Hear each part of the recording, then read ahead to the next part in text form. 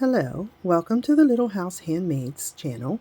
My name is Charlotte, and this is your place to find how-to videos on different knitting stitches and steps, and also other various crafts.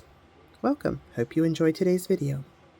Today's scarf section, I want to show you a little bit about this book. I have this book and I love it. It has so many different stitch patterns that you can use. Now, let me open it here. Most books have this. They'll have some knitting instructions that show you how to knit different things. They will have abbreviations that are used and an explanation of how to do those different stitches. And then it has like stitch patterns, pages and pages of stitch patterns. All different things that you can do with your different combinations of stitches. Now this one has a bunch that these are knit and purl stitch patterns. There's pages and pages of them. There's a section on cables, which are really fun. And there is a section on lace work. And then, let's see, what else does it have? Oh, a color work section. And so it has a lot of basics in it. Our next stitch that we're going to do is the double seed stitch. I love this. I use it a lot, like when I'm doing it between cables or something, but we're going to do the next section of our scarf as a double seed stitch. Now this says that you should have an odd number of stitches to do it. You don't have to. I will show you how to do this stitch in our next section here, and we're going to just stay with our 20 stitches. If you really wanted to, you could add a stitch in there.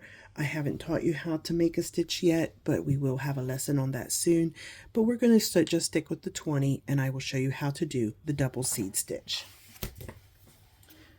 So I am ready to add my next color back in, which we had white before. I am going to cut this white strand, leave a tail so I can weave it in, and I'm not going to carry it up for the next. So we want to go back to our bright colored yarn here, and I'm going to just knit across one row to get us started so that it has a nice transition. Now the double seed stitch is the same on the fabric, looks the same on back and front, so we don't necessarily need to make sure that we're starting on the front of the work. Up, and I went through my lifeline there. I don't want to do that because then it gets stuck into your stitch.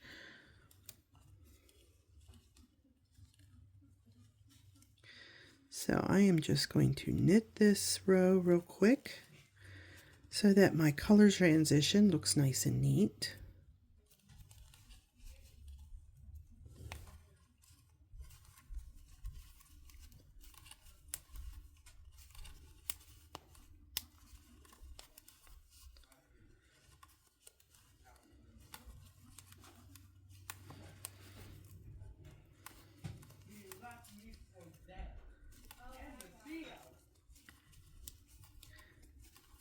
I don't know if y'all can hear my family in the other room, but they have a hard time being quiet when I'm trying to record. That's okay. Yeah, we all have lives that go on around us. Okay, so there I have knitted one whole row to get my color transition to look nice and neat. So we're going to start now with the double seed stitch. The double seed stitch, in the seed stitch, the single seed stitch, you knit one, purl one, knit one, purl one, knit one, purl one the whole way across, and you do the same in the double. But in the single seed stitch, you do the opposite for every row. In the double seed stitch, you do the same for 2 rows. So we're going to start with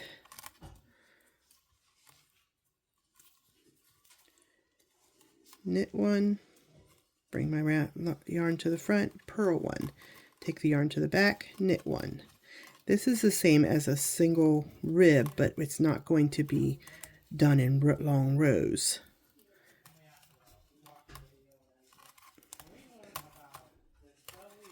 So let's see, knit one, purl one,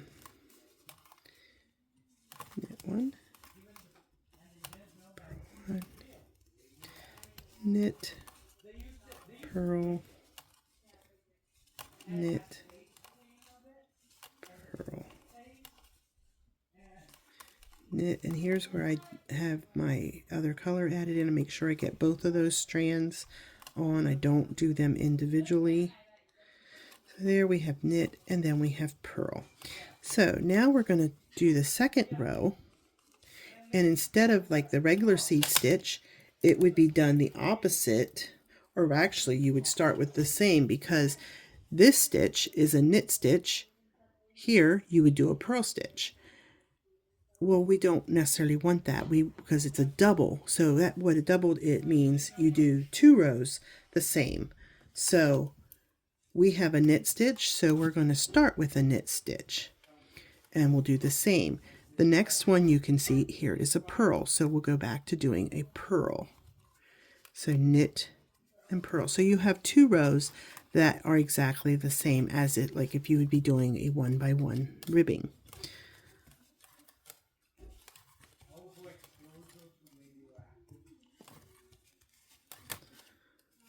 So what we did was we started with a knit stitch and then purled, and then we're doing the same thing with the reverse row on the other side.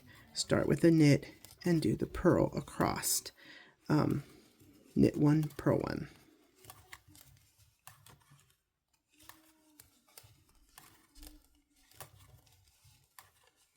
This is where it's good to learn to read your stitches and know, okay, is that a purl stitch or is that a knit stitch? And you can tell that usually by looking at them, by whether or not you see the little V or you see the little purl bump. Okay, so there I got across. So I have purls, knits, purls, knit, purl, knit, purl, and I can see I did 2 rows like that. So I turn it over. Now, once again, it would say knit, but we're going to do the seed stitch. So instead of doing the knit, this time where it has a knit stitch, we're going to do a purl. And then where there's a purl stitch, we're going to do the knit. So we're going to do 2 rows like that, starting with the purl and then doing a knit. Yeah, purl and then knit. Purl and then knit. Purl and then knit. Purl, knit,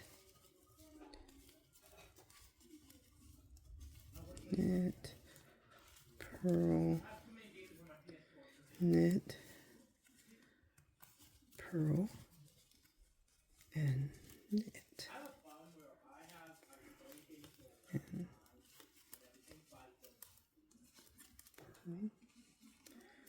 And ending with your knit stitch. Okay, now we'll turn around and work our way back.